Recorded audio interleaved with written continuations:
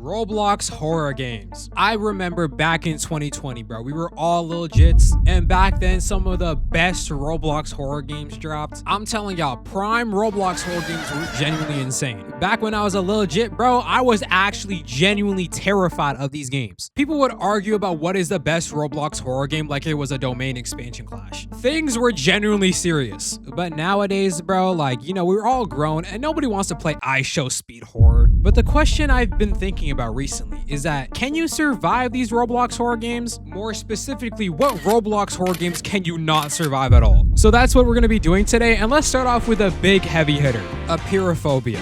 If you guys don't know what this game is, let me put you on some peek really quickly. Apeirophobia is a game where you're pretending to be a news reporter and you literally get sent to the back rooms. Literally, you're just chilling one day and you just fall and you get sent into the back rooms. That's literally it. You have to traverse through multiple levels and you have to survive. What makes this even more interesting is that you have a flashlight and a note for every level telling you what you should be doing to escape. Now, imagine this happened to you in real life. First of all, you would need a lot of stamina to survive this. And sure, there are safe levels, but like, there are certain levels which I believe nobody can survive. But let's start with level 0. Level 0 is the lobby, and all you literally have to do is just follow the arrows across telling you where to go. And bada bing bada that, we're in level 1 already. Now let me tell you, level 1 gets a little bit more harder, and I will put money people will die so fast on this level. First off, it's the pool rooms. And then it tells you to basically, what is it called? Like move the sewer pipes things, I think, yeah. Basically, you have to stop the sewer pipe things. You have to like little turn it a little bit. I'm really bad at explaining. Here's like a little visual representation.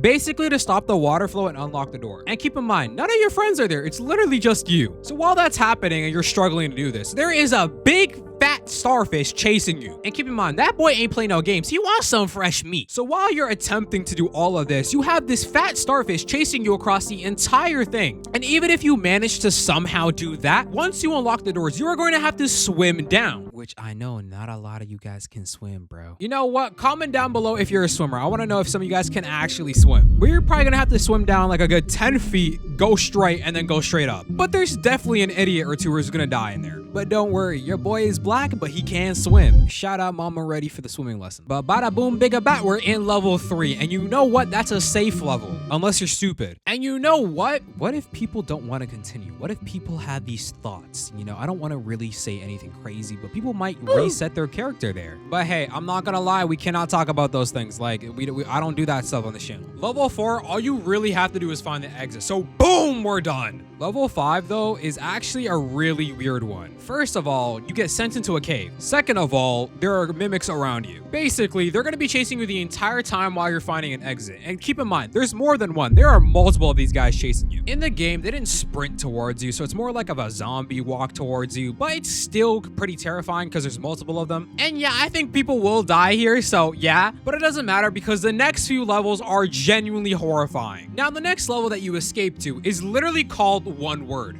run. You are in a narrow hallway where a black monster, I do not know what it's called, but a big black monster is chasing you. You have to run for your life while traversing through multiple objects in front of you, whether it be just random tables, shelves, anything's in front of you from stopping you from reaching the end. And probably at this point, maybe 20% of the viewer base who are watching this video are probably dead. But now it probably jumps up another 10% because there's no way a good chunk of people are surviving this. One, this is a really long hallway. This is probably the entire hotel. So you need to be a genuine track star, have insane reaction time to some of this stuff in order to miraculously survive this flawlessly. Cause that big boy might just swoop you up by the feet and just eat you. I'm not gonna hold you. But with the off chance that you even survive these levels, it just gets worse. Now the next level requires you to use your brain. And so the dumb jock that survived that, bro, it's over. It's not the hardest level because all you have to do is just count the color of cubes and put it into a computer. But the annoying part is then you have to climb into a ventilation system, which I don't think a lot of people can even fit into. So if you're fat, it might be over for you. But all you really would have to do is reboot the system and then you'd be able to move on to the next level. Then you reach level 8, which is a hospital. But the thing is, this game updated and they completely revamped the entire game. So I haven't played this new level yet, so I decided to search up the entity for this. And oh my god. So they have a wiki, and let me just read out what the Skin Stealer can apparently do. And yes, his name is called Skin Stealer. Since the Skin Stealer will track your location, try to reach the chill room as soon as possible.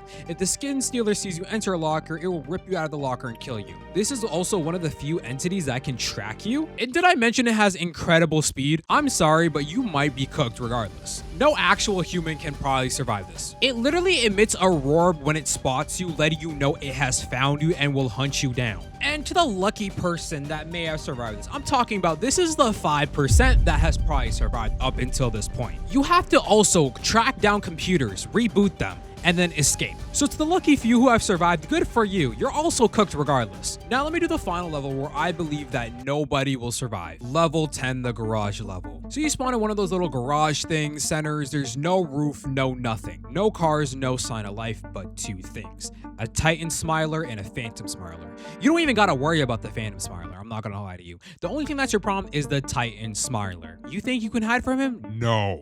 He knows your exact location at all times. Lockers do not work. You cannot hide from this man. And here is a screenshot in-game showing how big he is. And the entire goal is to find a key and unlock a door that's in one of the four corners. So now realistically, you probably have no idea what you're doing. You have the note for instructions, but you're probably fumbling. You probably don't know. Statistically, with the amount of people that got to the level, and then the amount of people who'd be able to get the right key and the right door while escaping from this big black monster is literally impossible. I have higher chances of winning the lottery than this. So in the end, you'd probably die to the Titan Smiler. And yes, that is Apeirophobia for you right there. And there are multiple more levels, so if you guys want me to talk about more stuff from this, just comment down below. Is there even a way to get out of this from the start? No. You are forced into the back rooms where you will eventually die. So comment down below what part you think you will die at. Mulberry County. When I tell you this is probably one of the most disturbing Roblox games I've ever seen, it is probably one of the top 5 Roblox horror games as of right now. You're just a regular jit in your home, right? It's 1997, you live on a farm,